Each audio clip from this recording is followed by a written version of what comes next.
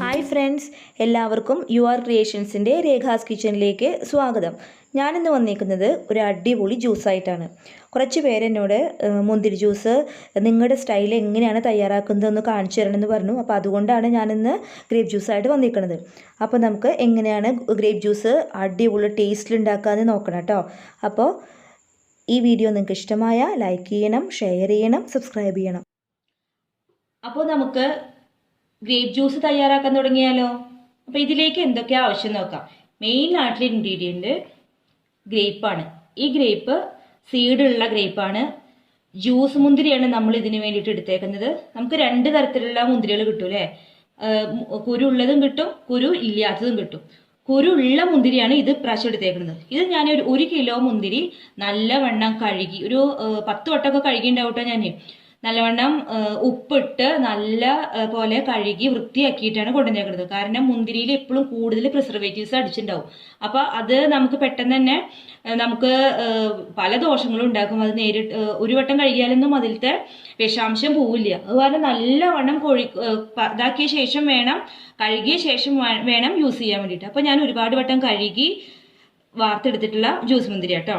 അപ്പോൾ ഇനി ഇത് നമുക്ക് എങ്ങനെയാണ് ജ്യൂസ് തയ്യാറാക്കുന്നതെന്ന് നോക്കാം. അപ്പോൾ അതിനായിട്ട് നമുക്കൊരു സ്റ്റീൽ പാത്രത്തിൻ്റെ ആവശ്യമുണ്ട്. ഒരു വലിയ സ്റ്റീൽ പാത്രം നമുക്ക് എടുക്കാം. ആ സ്റ്റീൽ പാത്രത്തിലേക്ക് ഈ 1 കിലോ മുന്തിരി മൊത്തമായിട്ട് ഇടുകയാണ്. ഇനി അതിലേക്ക് ഞാൻ ഇതിൽ 1.5 കപ്പ് വെള്ളമാണ് ചേർക്കുന്നത്. 1 കിലോ ജ്യൂസ് മുന്തിരി കുരു ഉള്ളത്, അതിൻ്റെ കൂടെ 1.5 കപ്പ് വെള്ളം.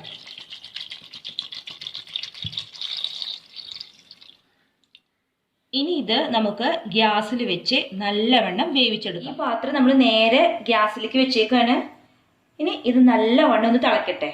തിളയ്ക്കുന്നത് വരെ നമുക്ക് വെയിറ്റ് ചെയ്യാം. അപ്പോൾ നമുക്ക് ജ്യൂസ് മുന്തിരി എന്തായി നോക്കി നോക്കാം.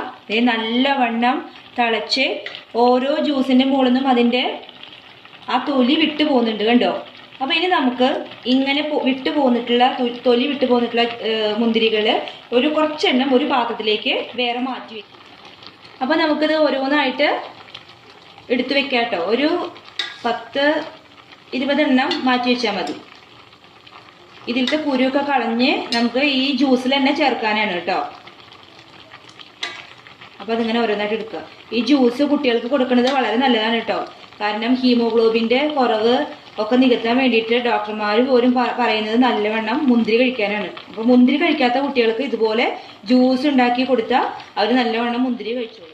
ഇനി നമുക്ക് ഇതിലേക്ക് 2 കപ്പ് പഞ്ചസാര ചേർക്കാം. 2 കപ്പ്. അപ്പോൾ 1 കിലോ ജ്യൂസ് മുന്തിരി, 1.5 കപ്പ് വെള്ളം, 2 കപ്പ് പഞ്ചസാര ഇത് അതിലേക്ക് ചേർത്ത് കൊടുക്കാം.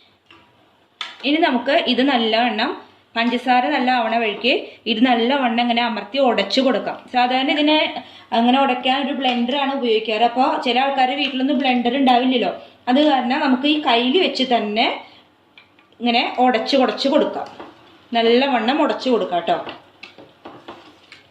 എന്നിട്ട് നല്ലവണ്ണം വേവിക്കുക. നല്ലവണ്ണം ഒന്ന് കുറുകണ പോലെ പരുവം വരെ ആക്കുക. അങ്ങനെയാണ് ഉണ്ടാക്കുക. നമ്മൾ വീട്ടിൽ വെച്ച് കിട്ടുന്ന സാധനങ്ങൾ വെച്ചിട്ടുള്ള ഒരു റെസിപ്പിയാണിത്. അപ്പോൾ ബ്ലെൻഡർ ചില വീട്ടുകളിലൊന്നും ഉണ്ടാവില്ല. അപ്പോൾ സാധാരണക്കാരാണെങ്കിൽ ഇനി ബ്ലെൻഡർ ഇല്ലാതെ എന്താ ചെയ്യാന്നൊക്കെ ഒരു ചോദ്യം വരും. അപ്പോൾ നമ്മളൊരു തുണി കൊണ്ട് ഇത് പിടിച്ചിട്ട് നല്ലവണ്ണം അമർത്തി ഇങ്ങനെ ഉടയ്ക്കാൻ നോക്കാം. അപ്പോൾ ഒരു വിധമൊക്കെ പഞ്ചസാര നല്ലവണ്ണം വലിഞ്ഞിട്ടുണ്ട്. ഇതൊന്നും കൂടി കുറുകിയാൽ മതി. അപ്പോൾ കണ്ടോ, നമ്മുടെ മുന്തിരി നല്ല കളറുള്ള മുന്തിരി. അത് കാരണം നല്ല പർപ്പിൾ കളറായിട്ട് ജ്യൂസ് വന്നിട്ടുണ്ട്. നമ്മുടെ ജ്യൂസ് നമ്മൾ ഓഫാക്കിയൊക്കെയാണ്, ഫ്ലെയിമൊക്കെ ഓഫാക്കി. ചൂടാറിയിട്ടൊന്നുമില്ല കേട്ടോ.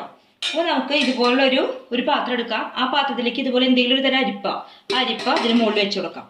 നമ്മളിത് മിക്സിയിലൊന്നും അടിക്കണില്ല, നേരെ എന്നിട്ട് ഇതിലേക്ക് ഇങ്ങനെ ഒഴിച്ചു കൊടുക്കാം.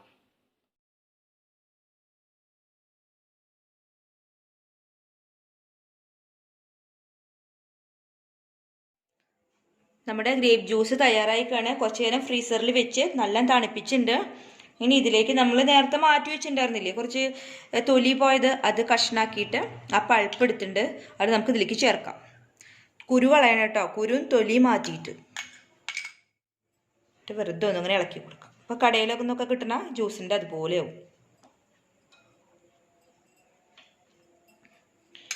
എന്നിട്ട് നമുക്ക് കുടിക്കാനായിട്ട് എങ്ങനെ ഉപയോഗിക്കാൻ നോക്കാം. ഇത് ഇങ്ങനെ കുറച്ചെടുത്തിട്ട് ഇതുപോലൊരു ഗ്ലാസ്സിലേക്ക് ഇത്ര ഒഴിച്ചാൽ മതി കേട്ടോ. ഇതുപോലെ തന്നെ അടുത്ത ഗ്ലാസ്സിലേക്ക് ഒഴിക്കാം.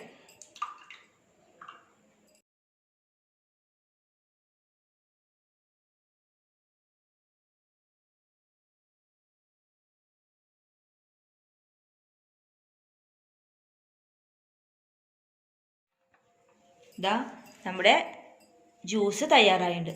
ഇനി ഈ മുന്തിരിയിൽ നല്ല പുളിയുണ്ട് കേട്ടോ, അതുകൊണ്ടാണ് ഞാൻ അധികം പുളിക്കായിട്ട് നാരങ്ങാനീര് ചേർക്കാതിരുന്നത്.